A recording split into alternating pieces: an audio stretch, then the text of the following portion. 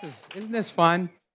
What a fabulous thing. Hey, how about first of all, we just do a big thank you to the entire team that helped pull together this amazing experience tonight. Thank you all. You know, they are all here tonight, and they've been working for several weeks on this, and boy, what an experience. We're so thrilled that all of you could be here and join us for Design Night Deep Dive. How many of you were at Space?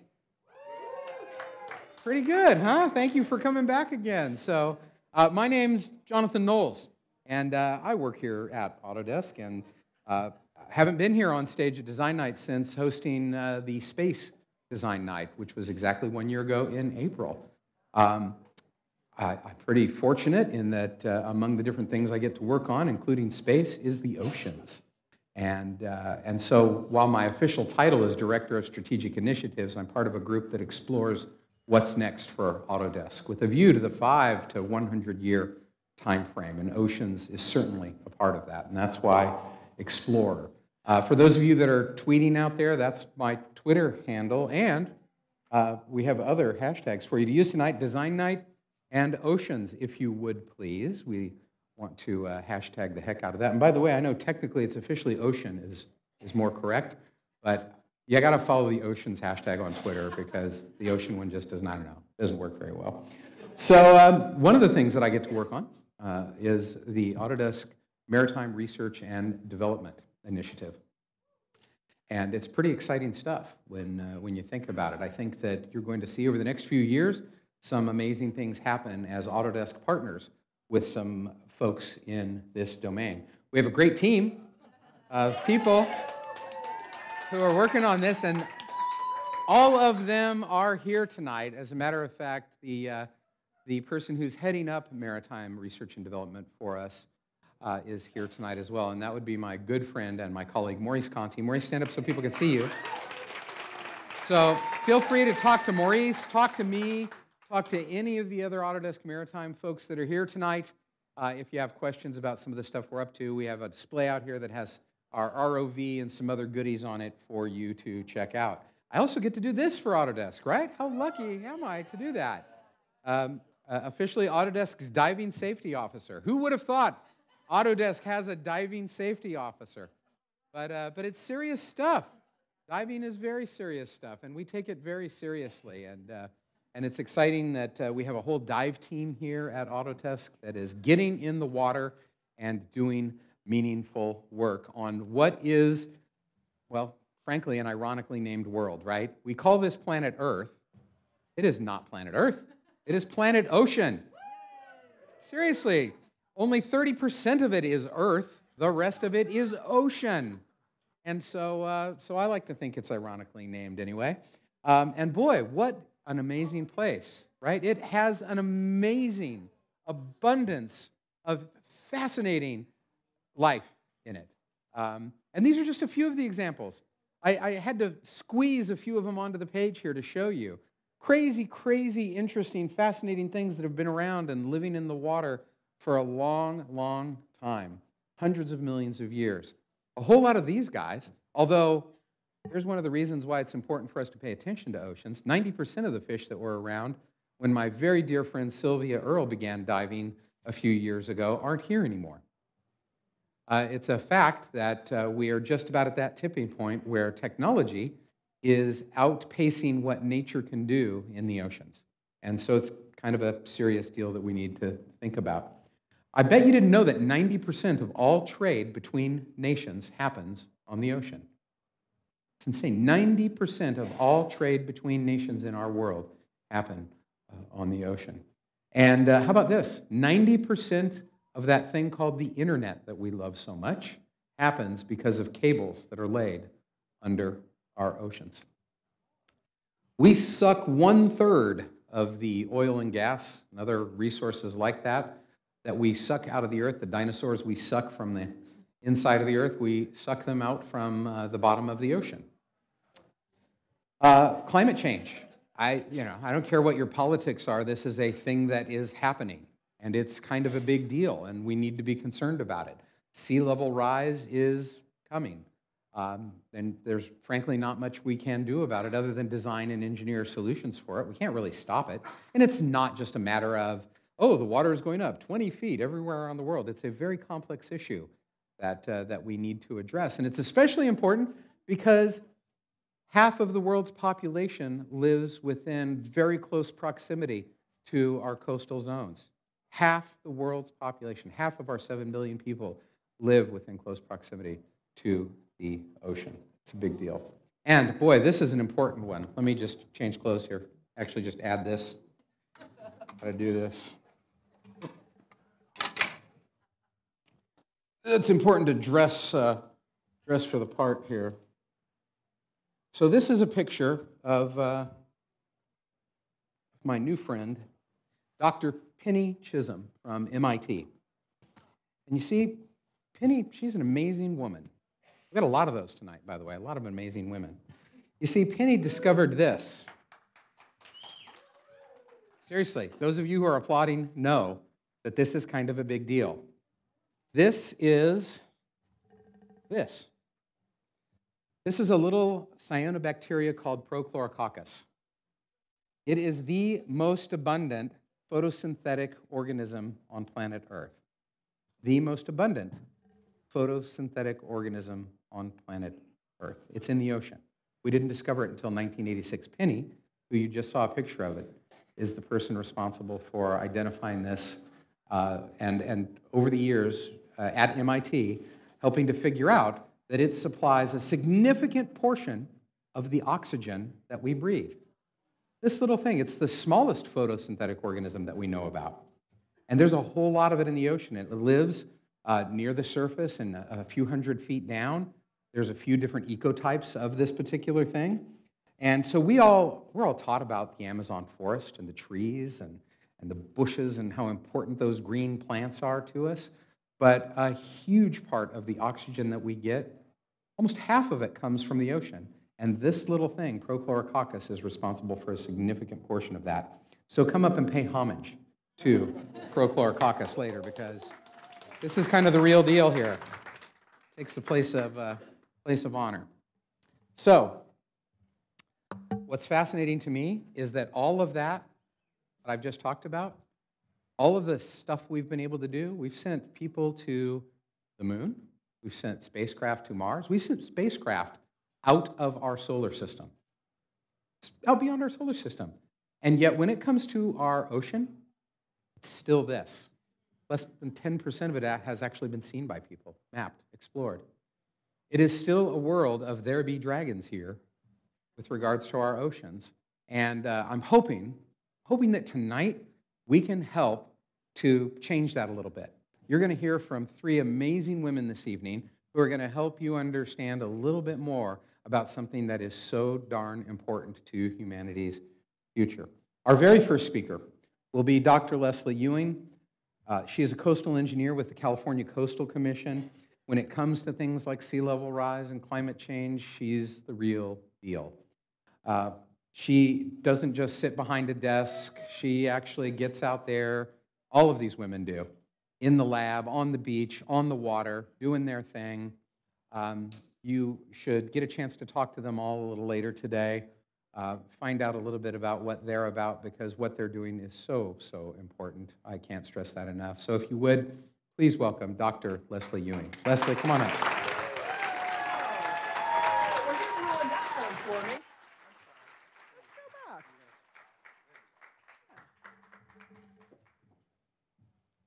So, Jonathan's told me a little bit about me, told you a little bit about me, I'm sorry. I'd like to know a little bit about you. Who here believes in climate change? Yay! It's not a good thing, but yes, I'm glad you all believe. How about sea level rise? How about the tooth fairy, since we're believing a lot? So we use the word belief in a lot of interesting ways. I used to be so upset when we would talk about whether you believed in climate change or not. It's science. You don't believe in science. It's just true or it's not true. But then I realized that in Galileo's time, the belief that we would revolve around the sun rather than the world being Earth-centric, heliocentric, was huge. He was declared an agnostic. He was excommunicated from the church. He was jailed for dialogues discussing the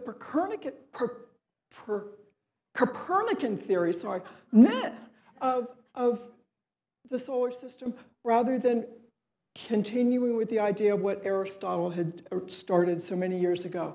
The church was very threatened by it. There's a sliding scale between science and belief. During the Stone Age, there's a little bit of science, lots of belief. By the time of Galileo, it had changed. We're at a different point now. But just like in Galileo's time, I think climate change is so threatening to so many people that they can't get it into a scientific framework. They want to keep it as a belief because there's a possibility it's not true. Science is telling us that climate change is going to be hugely important. Now, I focus mostly on sea level rise, and that's what I'm going to be talking about this evening. But if you look at this night picture of the coast of the world, you can find most of the coastlines by those lights. And where there are lights, there are people living. Jonathan showed a great picture of huge communities along the coast. There are a million points of light showing how threatening sea level rise and climate change is going to be. If you don't like the lights, here's some numbers. These are over 10 years old, so 146 million people living within 1 meter of sea level rise. It's probably 150 million by now. 2% of the global assets of the world are within 1 meter of sea level rise, for sea level. Sea level rise is going to put those in huge jeopardy. What we're seeing already is that during high tides, low-lying communities have what's called sunny day flooding. This wasn't because of a storm or anything, it's just because of sea level. High tides along a coastal community. And then when this water goes back into the ocean, it's going to take with it all the pollutants that were on the streets. We're losing agricultural land in California. Around the world, we're losing huge amounts of agricultural land because the dikes that we built are no longer adequate to protect those ag lands. And the ag lands are probably not valuable enough to put in major fortifications. Plus, once you've had water, salt water, sitting on ag land for a while, it's not going to be agriculturally productive for a long time.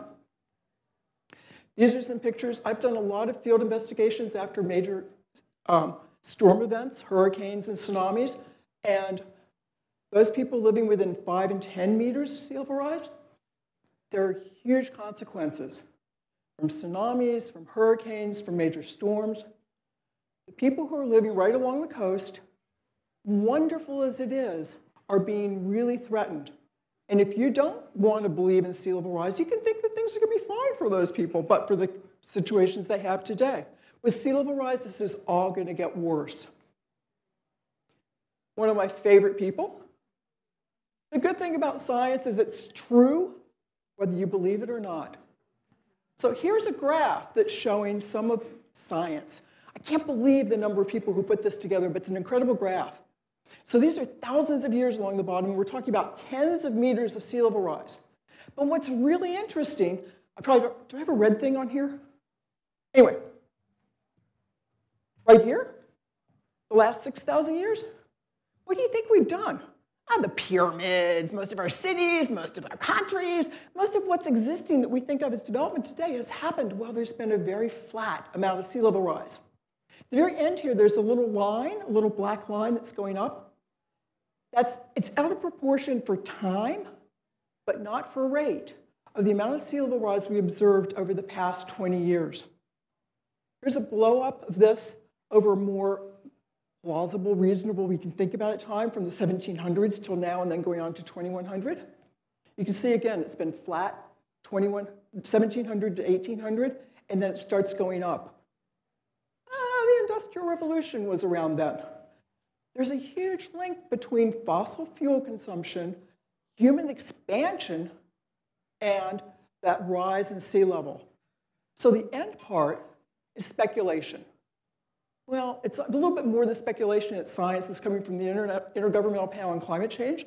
about what we were likely to experience by the rest of this century for sea level rise. We haven't gone through it yet, so we don't know exactly what it's going to be, and it's a huge range. But there is a scale for that sea level rise. It's the Ewing scale. Patrick Ewing. 7 foot.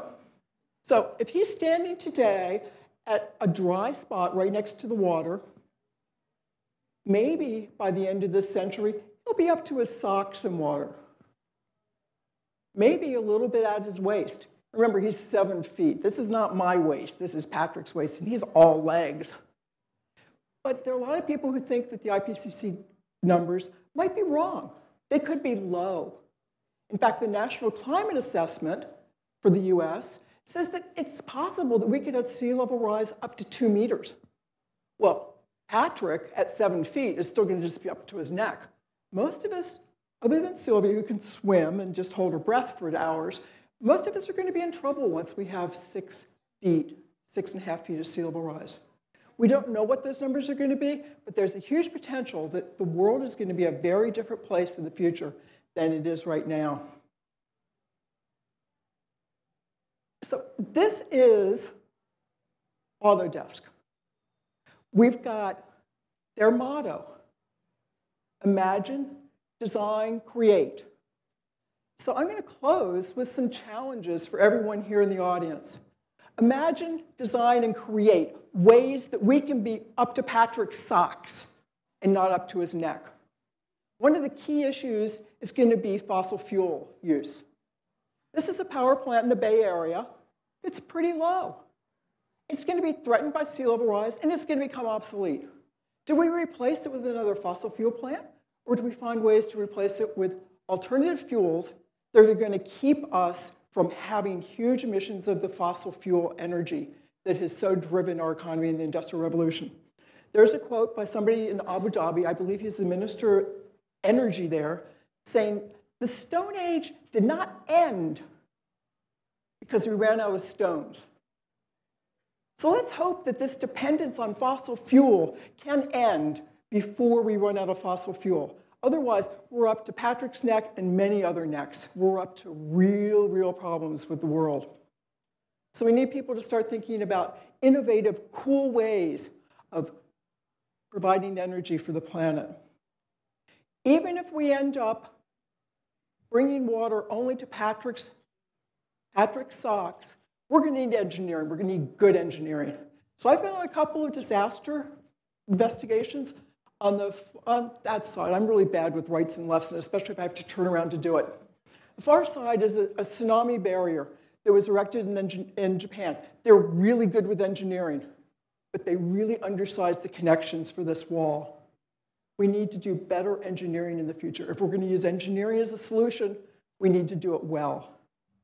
This house is in Galveston after Hurricane Ike. All of the homes, home site, all the homes around it wiped out completely, which is a horrible thing to come back to. But these people's homes were built 10% higher, 10% stronger, and 10% more robust. They were called fortified homes, and they survived. They might not survive the next hurricane. We need to think about what those are going to be, but we can engineer to survive against very significant events if that's what we want to do. That's a lot of resources, so we've got to think about where we're going to put those resources and not put them. But engineering is going to have to be part of our solution. And then this is from the tsunami in Samoa on that far side. That wave is breaking. That's a tsunami wave breaking on a reef. Most of the energy was dissipated on that reef so that the areas inland experienced flooding, but not that huge whoosh of water that can come in and then leave.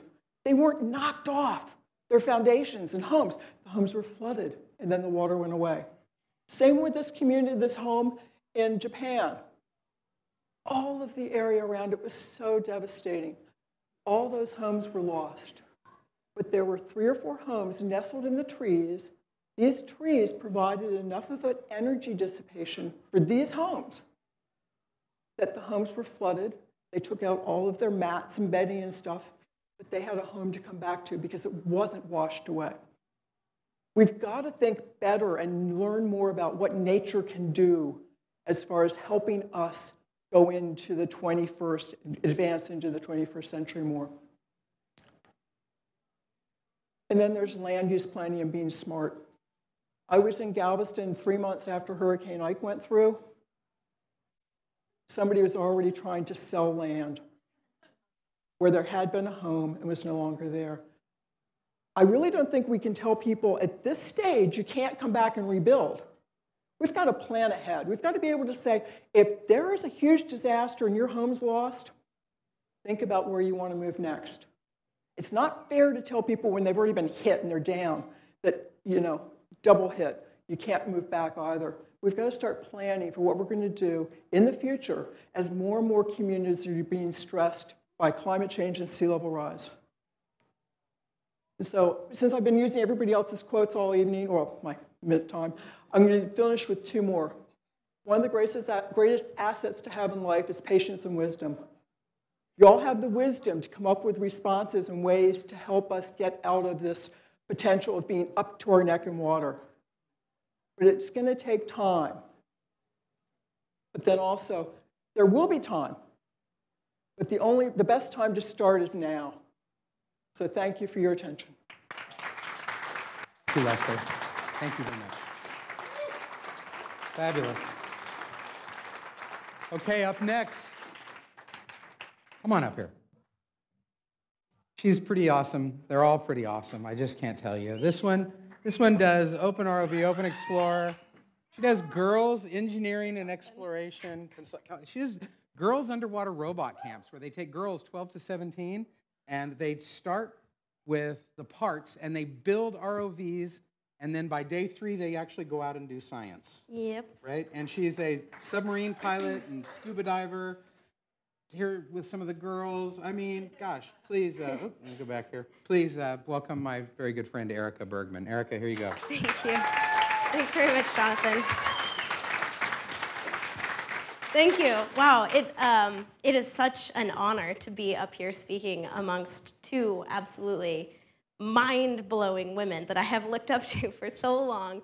I really appreciate this opportunity, and Jonathan mentioned a few things, and believe me, it's not something that you fall into. It has been a wild ride to becoming a submarine pilot. I mean, I started out as like a very small town farmer's daughter. I was a diesel mechanic, and that translated into working on boats and eventually in submarines. And I feel so blessed every dive. I don't take a single one for granted because it is a privilege to get to do what I do with submarines. What I learned first and foremost about the ocean is that it's not blue. It's green, and it's yellow, and it's red, and it's pink, and it's textured, and it's moving, and it's alive. And I would like to take you down in a submarine with me for a moment here. So inside of a submersible, there are sounds, and there are even the smell of other humans. It's a very interesting experience. It's very real. It can be sweaty. You're inside of a very small sphere with each other, and you're looking for something. You're seeking questions. And in this particular case, we were in Miami, and we were looking for a 200-foot-long target that we had seen on sonar, and we were expecting a 200-foot-long shipwreck. What we found was the Gulf Stream had built up a 200-foot-long berm of sand against this tiny little World War II Grumman Hellcat aircraft.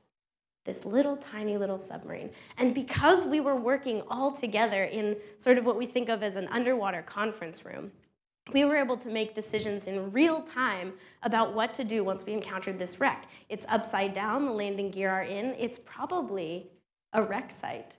And so we decided to put the sonar up and create, Autodesk, you're gonna love this, 3D multi-beam scans to create a 3D rendering of the aircraft, so we could then provide it to nautical archaeologists at the local Miami sector, and they could help identify and create the story around what had happened around this wreck. That's just one example of how being involved in the ocean is going to help us tell so many stories about this foreign, terrifying inner space environment. There are only a few subs out there. There's very few. There's a handful of really deep diving submersibles. The Zhaolong is the newest submarine. It's Chinese built, and it goes to 7,000 meters, which is just over half of full ocean depth. There's Alvin, American-built submersible, which is just refit, but in this photo it's capable of 4,500 meters, operated by the US government. There's two subs, the Mir 1 and Mir 2, that are twins. They're operated by the Russian government. There's the Shinkai 6500, which goes to 6,500 meters and is operated by the Japanese government. There's a French submersible called the Nautile, which goes to 4,000 meters. And there's the USS Enterprise, which goes to 40,000 meters and is operated by the Space Federation.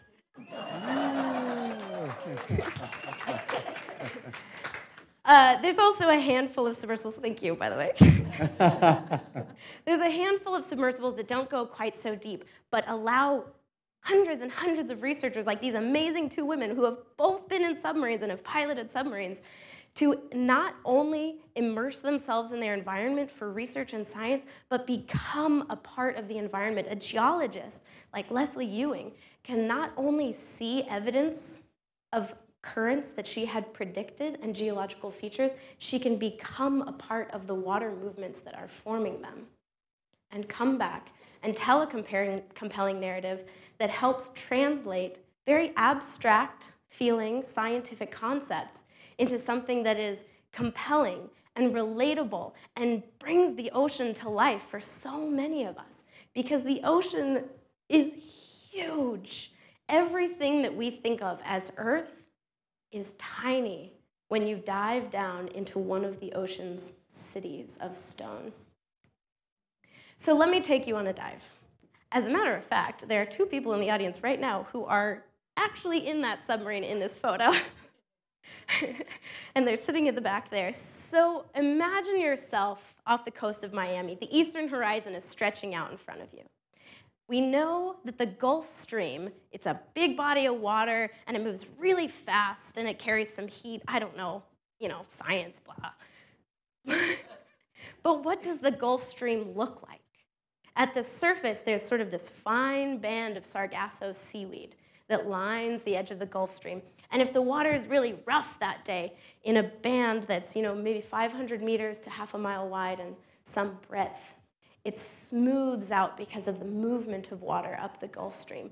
But what's only hinted at the surface, subsurface, you dive down at this interface, and it rises up above you like a mural, and it's painted in teal and aquamarine, and it looks like Caribbean camouflage. And the water is undulating and moving and mixing, and it looks like heat radiating off of a tarmac. That's what the Gulf Stream looks like. And when you step into it in a submarine, all of a sudden you're shot upstream, and then you come back out of it and you stop. And you go back into it and you're shot upstream, and you come back out of it and you stop. It's this huge volume of water, and all of a sudden you realize how climate change is connected to everything, how much heat is being transported from good old Miami, Florida to oh God, New York. It's so cold. And that's what science and exploration have come to mean to me. Exploration is the physical evidence that science rules. So I love, thank you. So I love to take these stories and share them with this amazing group of people called children who are just massive receptacles of all of this information. And right now, we have arrived at this era where not only do they listen to the stories of submersibles, but this is the future of technology. There are devices now that are affordable, capable research tools that they can pilot themselves. Not only do they have to listen to other researchers' questions and collect data, listen about collecting data, they can seek their own questions and answers and work together. And there is an untapped market there of young women around the world who either haven't had these opportunities or didn't realize what was available to them. And I've decided that one of my favorite things in the world is building robots with girls. I started working with 13, 14, 15-year-old girls around the United States primarily, and I've taught them the basics of robotics, but what I have figured out is that they teach themselves. All I have to show these girls is that they are currently capable, intelligent engineers. And they don't need me to teach them. They just need me to tell them that they are capable of teaching each other. And they will collaborate.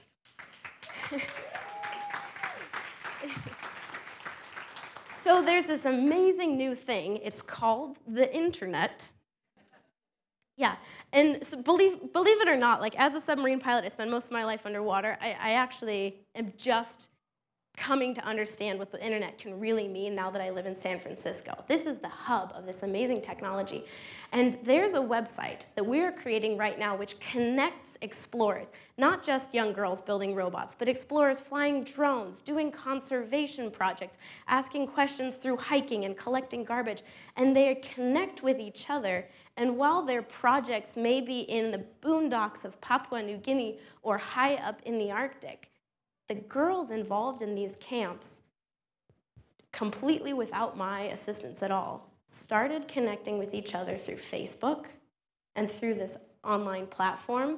And even though their projects were localized, when they began to work together and compare theories and notes and techniques, it will have global impacts in the most amazing way. And I'm so excited about that. I would like to end with just a little bit of appreciation for what is underwater and what we are capable of finding under there, because every single person in this room remembers that time. You remember it. Sitting on the floor in your grandparents' house, and your grandparents were talking about something that they had done as young people, a cave in their backyard, going freediving on a sailboat in a lake. There is something that you have always wanted to explore yourself, but never felt like you had the tools, time, or confidence to go do. And I challenge you to seek those questions and find out what you can contribute to exploration. Thank you.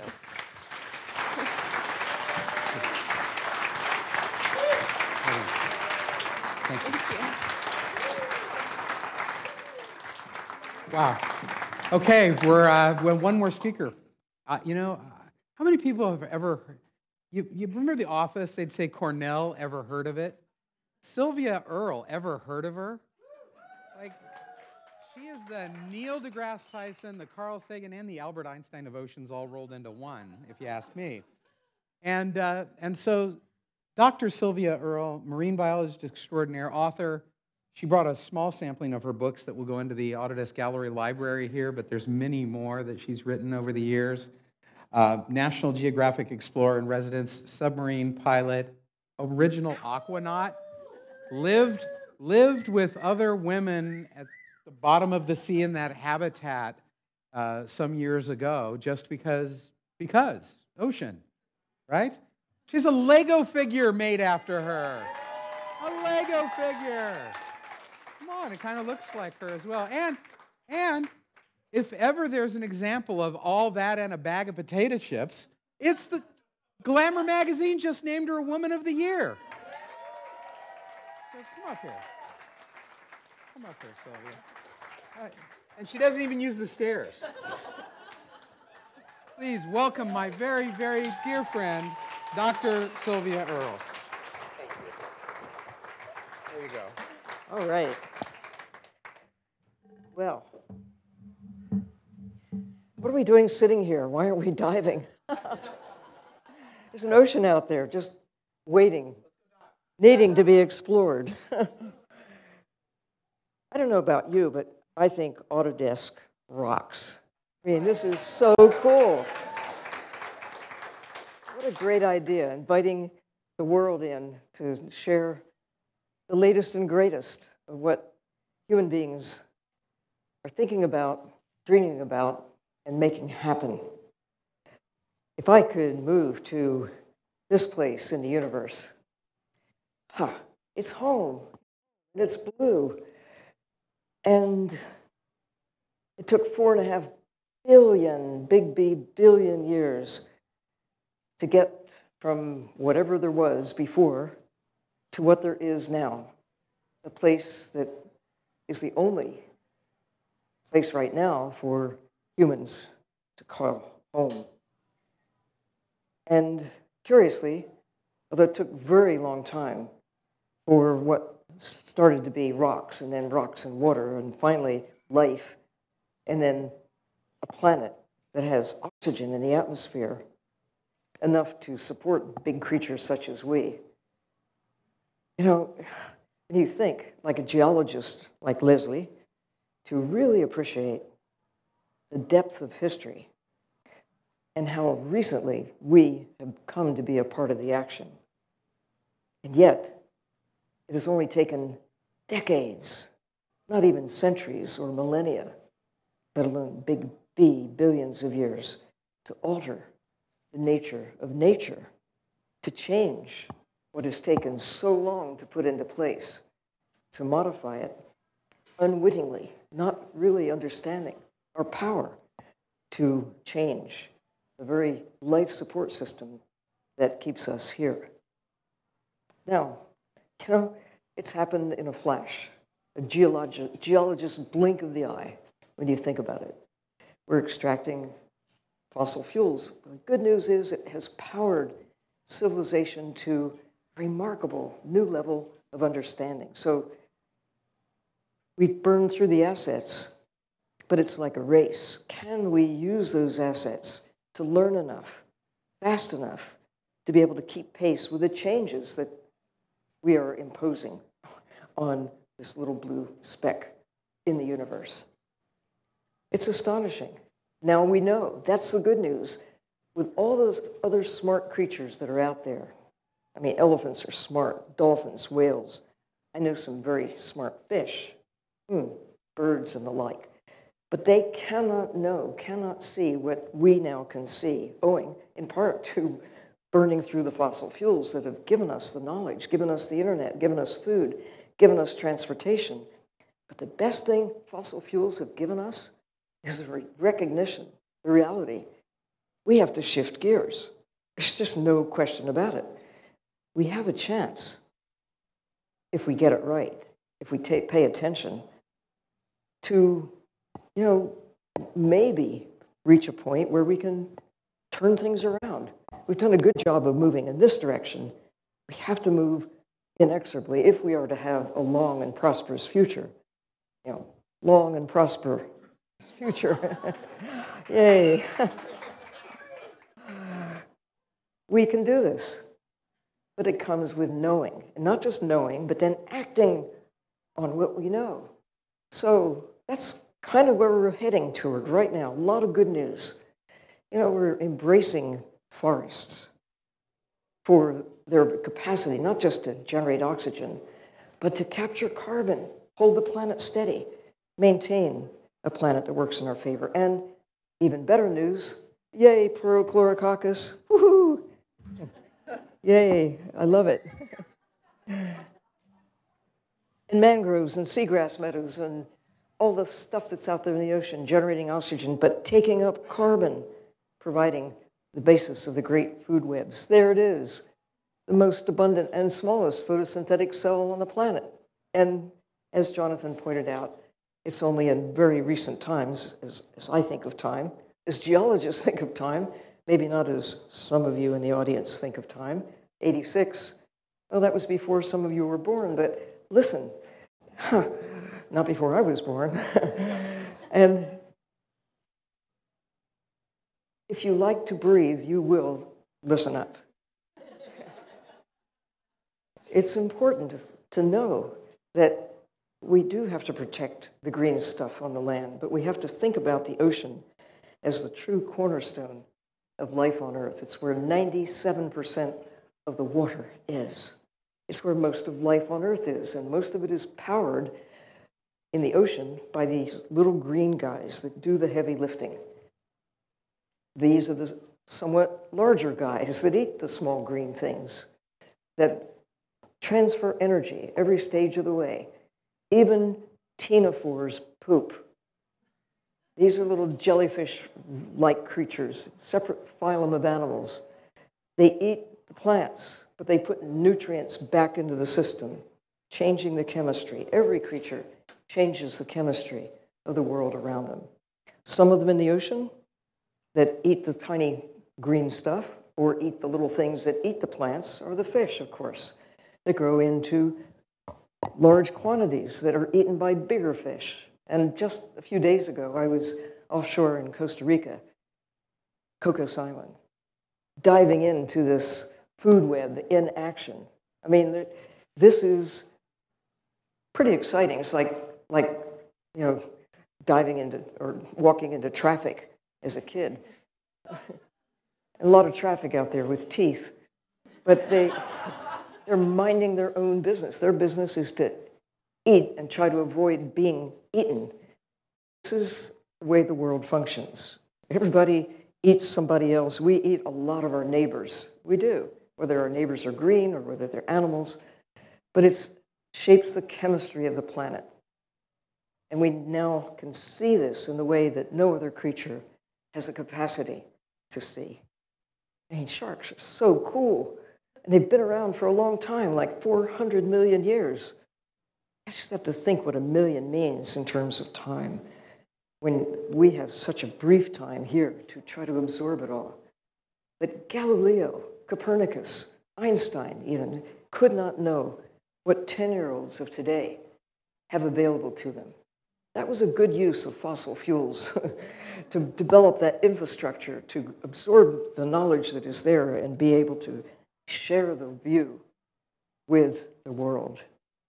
But what we're doing to our fellow creatures, unwittingly, not knowing how important they are to us, in a very selfish perspective, it is vital that we look at life in the sea for something other than pounds of meat or a luxury bowl of soup generated from the fins of sharks. They are so much important, more important, as living elements of a planet that keeps us alive. Now there's 7 billion of us. When I came on the planet, there were 2 billion people. So our numbers are going up, and it looks as though we're enjoying this great era of prosperity, but we're consuming the assets along the way. The key is, the good news is, now we know. We figured it out soon enough to be able to draw the line and stop killing whales, but we haven't stopped killing other wildlife in the sea. But we will if we're smart, now that we have the view from high in the sky, from deep in the sea, using technologies that did not exist until the 20th century and now on into the 21st. So it's really cool that we can be up there in the sky, living in space, and just as cool to be down living underwater in underwater laboratories, getting to stay day and night, sleep with the fish, eat with the fish, get acquainted with them on a personal basis, using technologies that no other creature on Earth has figured out. I love rebreathers. Bob Hollis is in the audience. He's developed a rebreather system that is now reaching literally hundreds, thousands of people who can silently move through the ocean without creating great clouds of bubbles and get acquainted with the creatures who live there up close and personal, face to face, and getting to see that everyone is an individual, like every cat, every dog, every human, every horse, every whatever. We're all individuals. But most people never get to see fish like this unless you go to the Bay Aquarium and see creatures there and line them up and say, well, they all have different arrangement of speckles on their face or whatever it is. We now have new ways of appreciating who our fellow citizens are and why they matter. They're all contributing to the chemistry of the planet that keeps us alive. So listen up. These creatures alive are like the elements in a great computer system. You wouldn't just willy-nilly just drag pieces out of a computer and expect it to keep functioning in the same old way, but we are dragging pieces of our Earth system and to destroying the capacity of this little blue speck in the universe to work in a way that favors us. But here's the key. Nobody before the 20th century could see what we now see. And now in the 21st, we can see things even better than before. Use our technologies, use our minds to secure an enduring place in a world where most of life lives in the dark. Go 1,000 feet down into the ocean, and most of the light disappears. Go much below that, and it's dark, except for the flash, sparkle, and glow of bioluminescent creatures. It's dark, and it's cold. The average depth of the ocean is 2.5 miles, 4 kilometers, maximum 11 kilometers, 7 miles down. It makes me just take a deep breath thinking about what it takes to just go down 20 feet, 30 feet, 50 feet, 100 feet, whatever it is. That's the skin of the ocean. Most of life on Earth lives in the dark all of the time, not just in Washington, D.C. Dare I say? Oh, I did say. And there's life there. There's life from the surface all the way down. Where there's water, there's life. And processes that we've discovered only in very recent decades. What else is out there? When, as Jonathan points out, only about 10% of the ocean has been seen, let alone really explored. And we do have tools, as Erica pointed out, Russian tools, Chinese tools. And there's some that are built right here in the Bay Area. This deep rover sub came to life right across the bay, first in Oakland and was finally finished up in Canada. A little one-person sub that is so simple to drive, even a scientist can do it. Living proof. And I like the idea that we have technologies that are accessible, that are usable by, you can just transport the human mind into the ocean. I love the robots. Company, actually I've had the pleasure of being in on the development of 3 little companies, one right across the bay, DOER Marine. Elizabeth and Ian are in the back. They put that big, beautiful bubble into the entrance of our party tonight. And, people say, oh, well, we've got all these cameras and other robots to send in the air. Why do we have to take people there? And I've asked astronauts, why do you have to go up in space? What is it about the human presence that is special? Can't we just send a camera? Can't we just send something else that will gather the information? Well, right. Kathy Sullivan, skywalking astronaut, says, a robot cannot tell you why it wants to go. But I can tell you why. Robots have no sense of humor. Robots can take photographs, but they cannot tell you why they're taking photographs or what they mean, and so on and so on. We should not diminish the importance of the human presence, the human experience, the human spirit that goes beyond what we can gather simply using the technologies, as important as they are. It is not either or. We need to take ourselves, as I was a few days ago out in Costa Rica with this beautiful, clear acrylic sphere that takes 3 people into the depths down to 500 meters.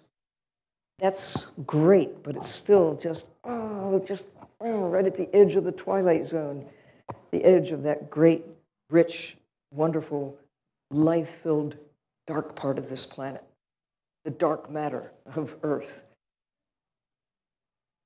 But we can take ourselves there. It's possible. We have the capacity. We have the engineering skills. And we even have a 3D model of a little sub that even a scientist can drive. This is created by Autodesk using 3D printing. Woohoo! And here's what the real deal will look like when we get there in the not too distant future. to maybe park a couple of these little dudes over at the Bay Aquarium. Why not? So that you, any of you, could hitch a ride and go explore what you cannot see from the surface. To be there, a part of the action. Maybe there'll be Hertz Renaissance one of these days at every corner. Maybe someday, not too far in the future, we can have submersibles that will not just stop where these acrylic spheres are able to take us. That's about 1,000 meters. About 1,000 meters. From that point onward, we have to think about other materials. But here, James Cameron, with his team, well, he alone went to the deepest part of the ocean, 11 kilometers down. And a little piece of California went with him, the manipulator arm that enabled him to scoop up samples along the way and bring back evidence of what's there along the trials and ultimately in the deepest part of the ocean itself, in the Mariana Trench. Only the second time in history that people have actually been to the deepest place in the ocean, and it's only 7 miles. Oh my gosh. I flew 7 miles yesterday from Costa Rica, high in the sky. I watched movies. I was eating lunch. And there were lots of people up there with me. We take for granted 7 miles as a not too difficult number to master going up. Why are we so slow in gaining access to the sea, not just with AUVs and ROVs and cameras that you lower in, but why is it taking us so long to get us into where the action is on Earth, the ocean itself? So I'm so pleased to have been a part of something that continues with my daughter, son-in-law, and I see this happening with the oil industry, with the mining industry, with science around the world, beginning to lift the lid on the ocean, to send machines down, such as a system like this at Scripps Institution or at University of Hawaii goes 6,000 meters beneath the surface. And the vision of a sub that can go to full ocean depth with 3 people, with, how about something other than acrylic? You might remember a film, The Graduate. It was in the 60s, but it's still out there, where Dustin Hoffman is advised by this senior businessman who whispers in the ear of the young graduate, plastics, plastics, my boy. That was the future. Well, let me whisper in your ear. Glass, silicon borate, material, clear, strong, and able to go to full ocean depth with great visibility. Glass is a wonderful substance now being looked at for many applications that didn't exist before the 21st century. So here we are. Lots of reasons to be depressed. Just open any newspaper, look at any television program, wars, hunger, poverty, you name it. The world is really in a state of great distress.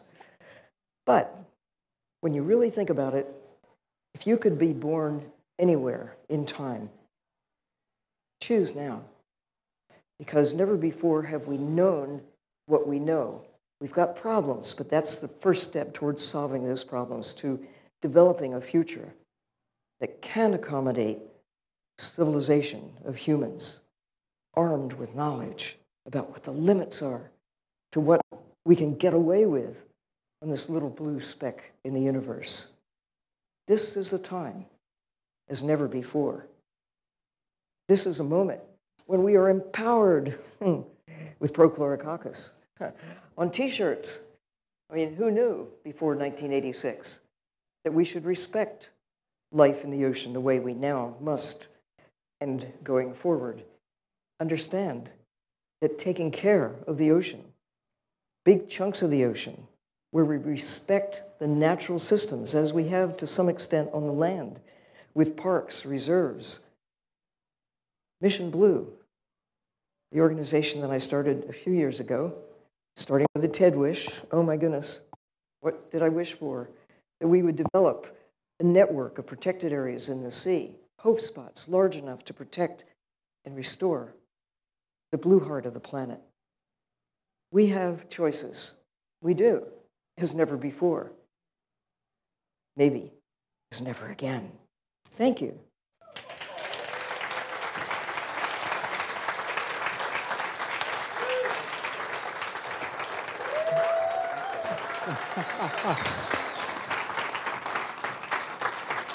I told you, three absolutely amazing women. So, deep dive, that's what we've been doing here tonight. What can you guys go do now?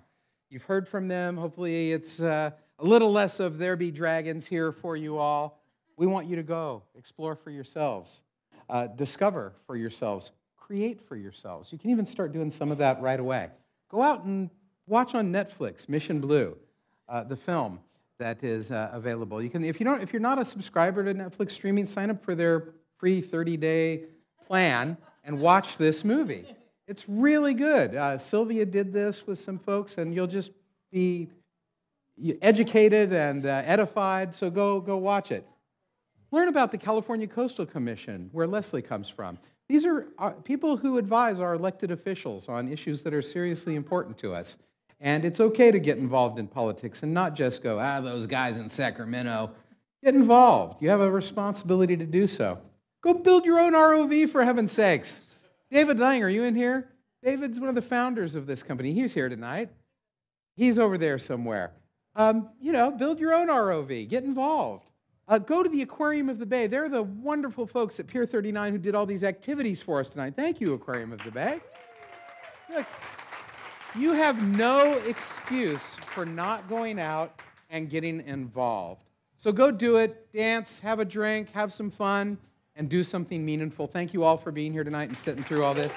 Good night. Thank you.